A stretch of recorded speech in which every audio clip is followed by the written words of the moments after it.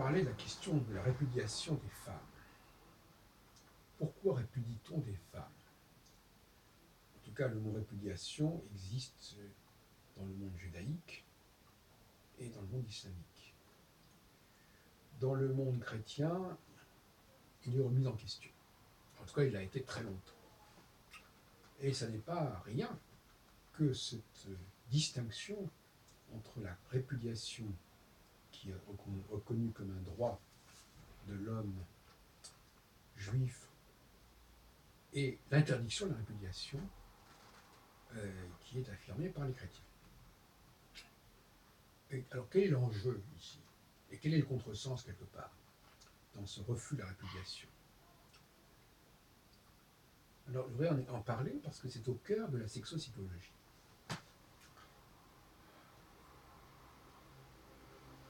Pourquoi l'idée même de répudiation existe-t-elle? C'est la même question que pourquoi on doit mettre fin à un contrat d'un employé, ou pourquoi on le licencie, parce que c'est le terme qu'on emploie généralement. Je ne sais pas, d'ailleurs, ça vous savez, on lui donne une licence, on lui donne un papier, une quittance, je ne sais pas exactement ce que ça veut dire. Mais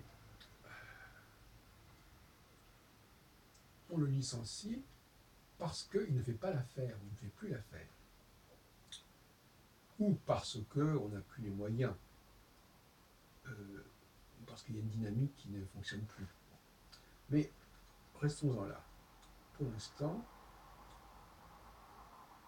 le grand problème des personnes qui travaillent pour nous, à différents titres, que ce soit pour faire des enfants, ou pour s'occuper des machines, ou de garder le bétail, etc., etc., à toutes sortes d'époques, évidemment. Aujourd'hui, on est plutôt dans les usines que dans les champs, mais ce n'est pas nouveau, ce problème n'est pas nouveau. Le grand problème, c'est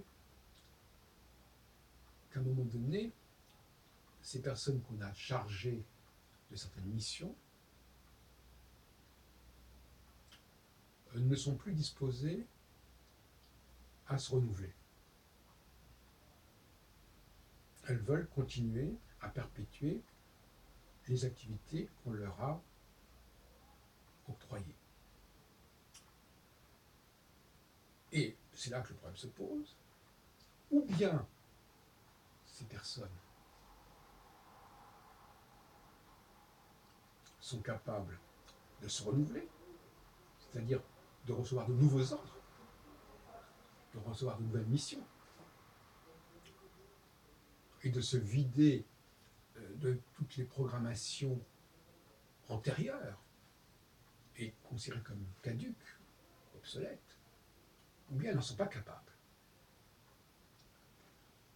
Et la vraie raison pour laquelle on doit répudier ou licencier quelqu'un devrait être celle-là.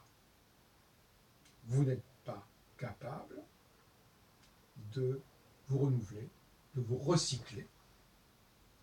Je sais que c'est un problème majeur aujourd'hui. Les conditions dans lesquelles on vous a proposé certaines choses ne sont plus celles-là maintenant. Par exemple, il y a des machines qui existent maintenant qui font certains travaux, et pour cette raison, il faut que vous appreniez à faire autre chose. Par exemple. Donc, pour moi, la répudiation, puisque je considère que les femmes font partie intégrante du tissu social, du tissu professionnel, par-delà la question de savoir quel est leur mode de rémunération, c'est un autre problème. Si les femmes qui incarnent quelque part, comme dirait le chapitre 2 de la Genèse, l'auxiliaire par excellence de l'homme, si elles ne sont pas capables de se remettre en cause et de se recycler et d'évacuer ce qu'on a mis en elles, ce dont on les a chargées, y compris d'ailleurs, là en l'occurrence il n'y a pas de problème, les femmes sont bien obligées d'accoucher, elles ne vont pas garder au-delà de 9 mois les enfants qu'elles ont en elles. Donc de ce côté-là, il n'y a pas de souci, il n'y a pas de problème. Ce serait amusant de voir que des femmes pourraient garder 18 mois, 20 mois leur enfant.